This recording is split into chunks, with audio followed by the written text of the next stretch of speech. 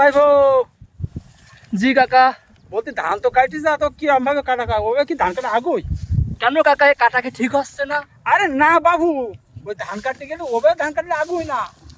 কাঁচা তো মারি ধান কাটতে হয় না, থেকে ধান কাটা আগুই। কাঁচা মারি ধান তো পাইল কুট প্লান কুট নিয়ে তারপর ধান কাটতে হয় না, থেকে ধান কাটা আগুই। ও তাই? এ তাহলে আমার কি ধান কাটা ঠিক হচ্ছে না?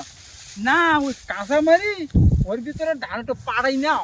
ধান যদি পাড়াই না যদি কাজ করতে পারো দেন ধান তাড়াতাড়ি কাটা দিয়ে যাবেন। তাই তো আমি চিন্তা করতেছি কাকা, এ আমার ধান কাটা আগুচ্ছে না কেন? এই লুঙ্গি তাহলে কাঁচা মিট দিবে। এই লুঙ্গি আমার খোলা বলে আমার ধান কাটা আগুচ্ছে না, তাহলে লুঙ্গিটা কাঁচা মিট নি। এই ঠিক আছে, এই তো কাজের লোক না হলে, যুক্তি দেওয়ার লোক না হলে কাজ আগুই। এই তো তাই তো আমি করতেছি, সারা জীবন লেখাপড়া করলাম, বইতে ধান কাটা শিখলাম, লেখাপড়াতে ধান কেন কাটা আগুই না আমার?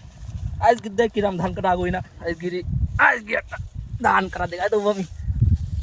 দোস্তরা খালি কয় তুই কাজ করতে পারিস না, কাজ আমি করে দেখাই দেবো।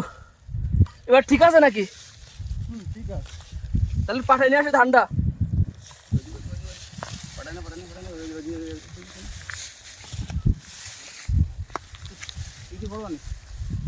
ওকে, এবার এবার একটু কাটি নি ভালো করি। কাটলে দেখালাম কাটলে কি ব্যাপার? চুল কইতে রে? ওরে চুল কইতেছে রে। ওরে কি নাম চুল কইতে?